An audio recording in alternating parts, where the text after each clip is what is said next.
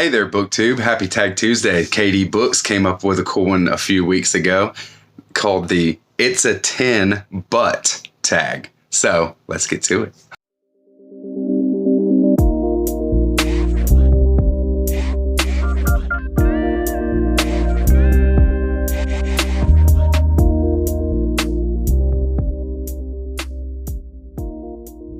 Hey y'all, everyone who reads and must converse is the channel. Thanks for coming back by. This was a cool tag that allows you to just jump through some cool books that are on the shelves, right? And fun prompts and quick, maybe 6 prompts, right? Although, of course, I'm not going to show you only 6 books, right? What a waste of time. So prompt number 1, there are 10, but they're over 500 pages. So for this one, I went with a quintessential kind of postmodern work. And why go for 500 pages when you can go for over 1,000? Thomas Pynchon's Against the Day is a beast. And it's an amazing book. It's amazing kind of set of books. This is a genre flex. Thomas Pynchon writes about 4 or 5 different novels from different genres, and in different genres. In the course of this novel, all of the stories taking place in the same world, in the same, even in the vicinity of each other. It's an amazing exploration. You might not like it, but you'll love it.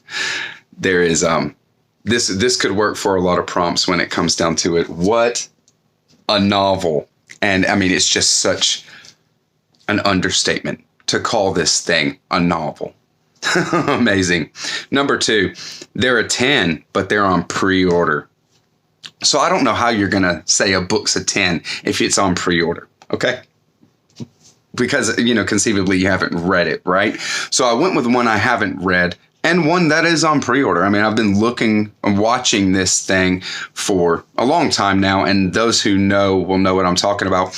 Miss Macintosh, My Darling is under reprint by Dalkey Archive, and they have yet to give it to us. It's a paper issue, so I have my older copy there. I would love to get my a new copy to read, since these are really, I don't know if it'll survive a full reading. It's such a beast, right? But a female postmodern maximalist, stream of consciousness, all this kind of stuff, writer. Please give it to me, right? So I've been keeping my eye on it. We'll see if it comes even, next year sometime, right? Number 3, there are 10, but are a red flag. So for this one, I chose. No, I'm just kidding. I could pick up pretty much any book on my shelf, and there's a trigger or something, or some kind of red flag to it, but for Gene Wolfe's Book of the New Sun, there's a serious red flag, and this it's cannibalism. Okay,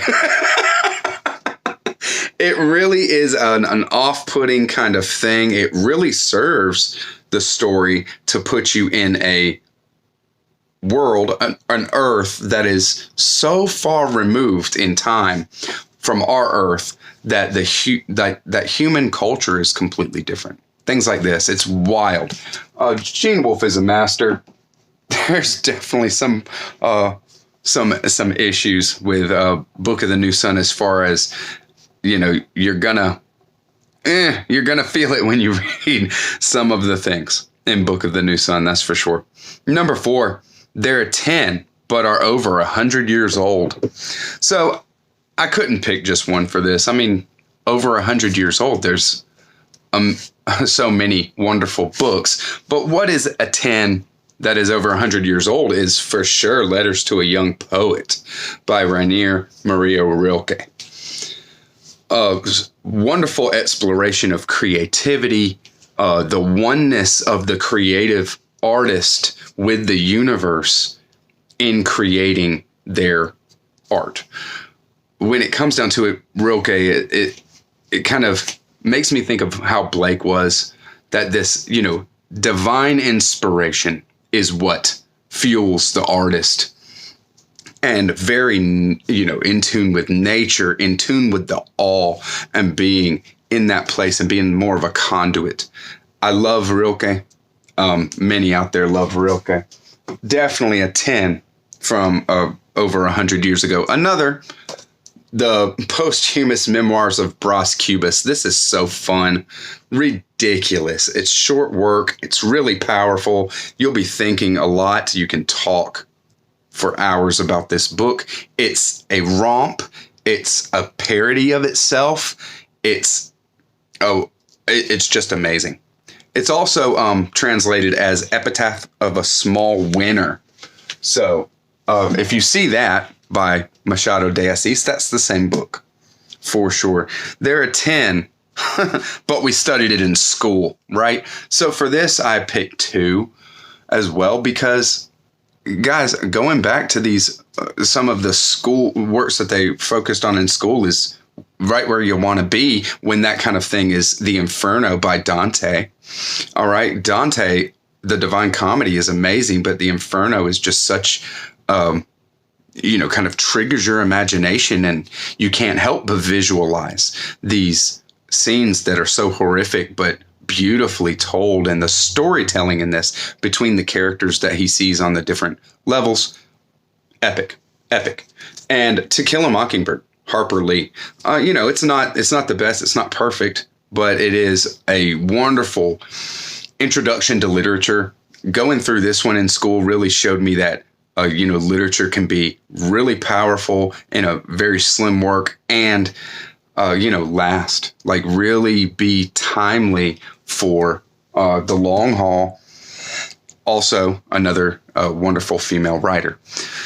So, number 6, this is the last prompt, but they're a 10, but they left you an emotional wreck.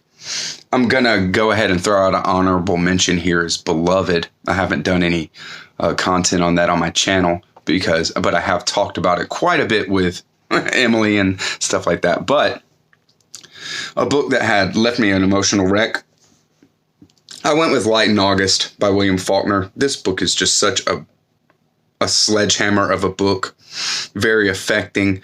Rarely does a character study do what this did to me. Being, just reach inside, pull your heart out and lay it out there bare for everybody to see, and and jeer at it, and, maybe stomp on it a little bit. It's sad. It's a heartbreak, and it is beautiful, and I'm very happy that I read it. So there's mine. I saw that KD linked, tagged everybody. He tagged so many people in this, but I'm going to tag some in the description box. I'm going to make sure that I don't double tag folks that he tagged, and we'll see. Enjoy your Tuesday, y'all. Catch you on the next one. Bye-bye.